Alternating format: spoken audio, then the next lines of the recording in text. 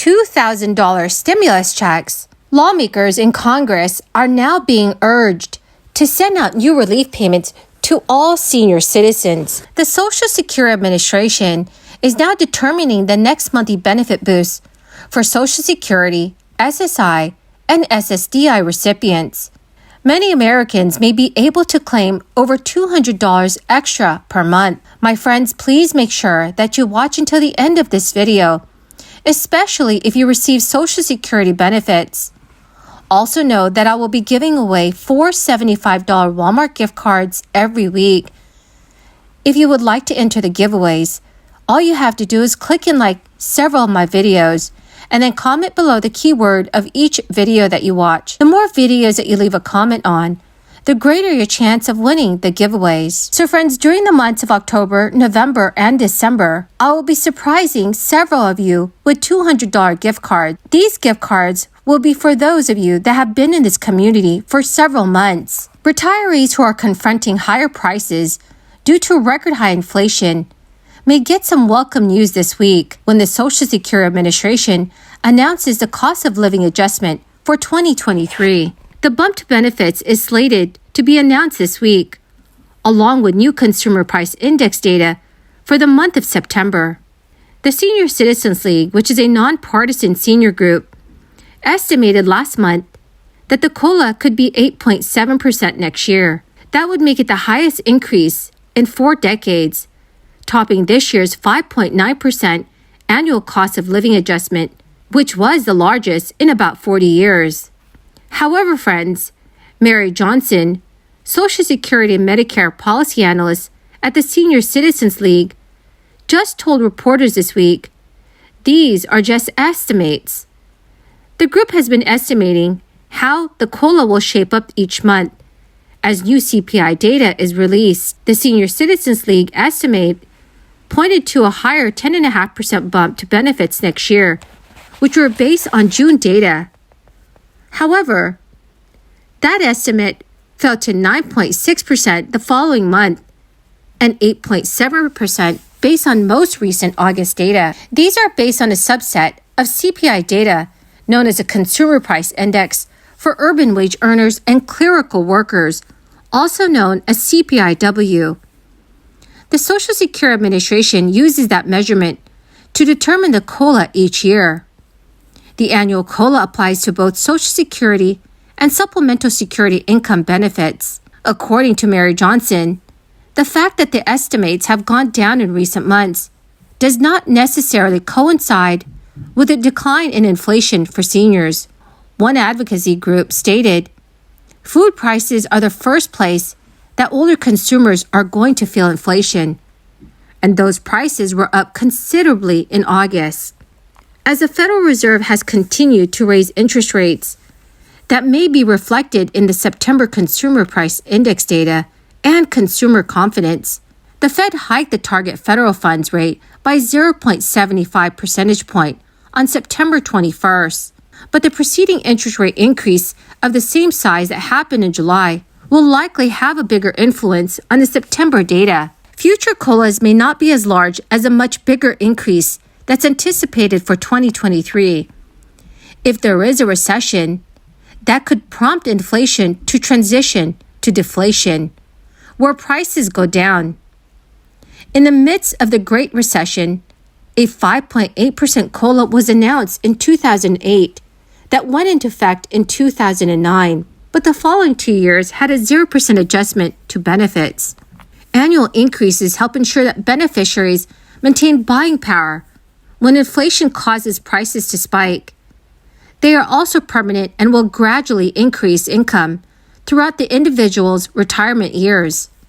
But whether an extra $144.10 each month translate into greater purchasing power still remains to be seen, as a large proportion of older individuals' benefits goes towards paying for healthcare and housing.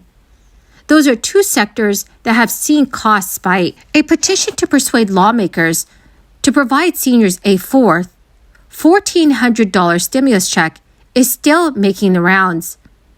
Beneficiaries of Social Security and Supplemental Security income had hoped that Congress would take a fourth stimulus payment into consideration. The Senior Citizens League has been advocating for the Social Security claimants, who are among the hardest hit by price increases, to receive the one-time $1,400 stimulus check.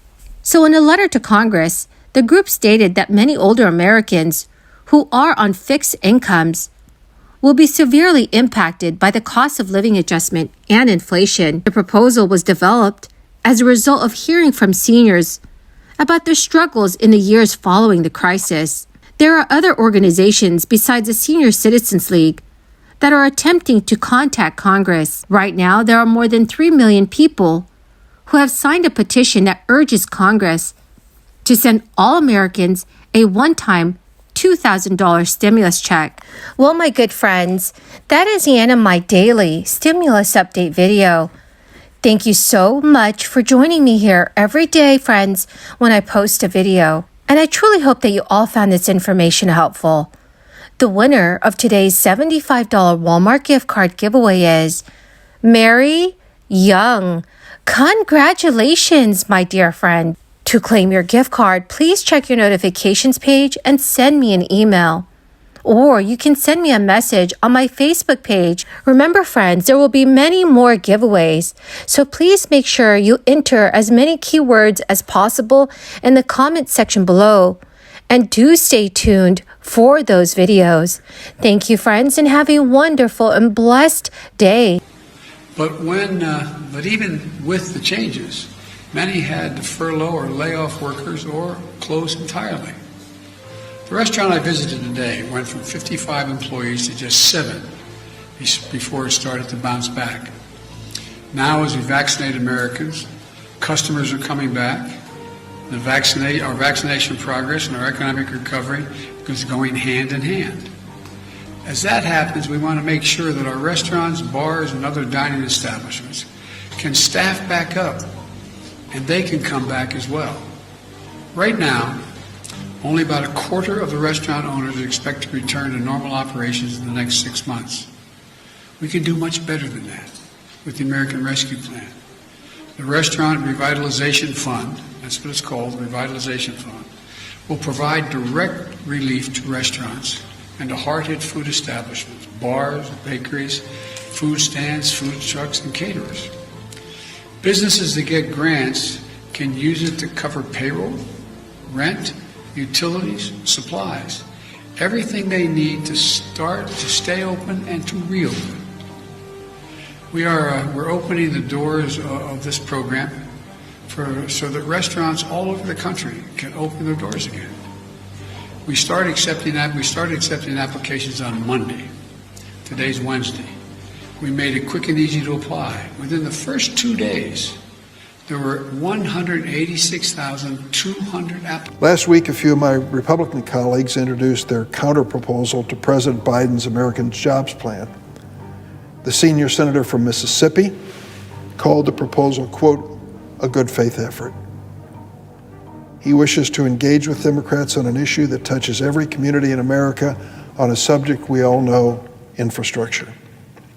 I think I speak for the entire Democratic caucus in welcoming this effort from our friends across the aisle. As I mentioned earlier, when it came to the American Rescue Plan for vaccines and vaccinations and cash support for families and help for small businesses and schools, not a single Republican would join us. It's time for us to come together and work on a bipartisan basis. Maybe this is a start. After all, infrastructure is what should unite us. Whether you live in Laurel, Mississippi, or Lakeview section of Chicago, our roads, bridges, our fiber optic networks keep us connected and keep us moving. And as we emerge from this pandemic, it's clear that Americans are ready to get to work, building a stronger country, a healthier country, and a more prosperous country. Sadly, though, the proposal from our Republican friends really fails to meet the once-in-a-generation opportunity test to transform America and make America a winner in the 21st century.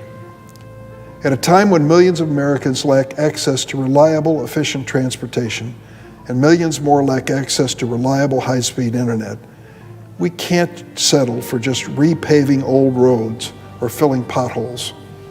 We need to invest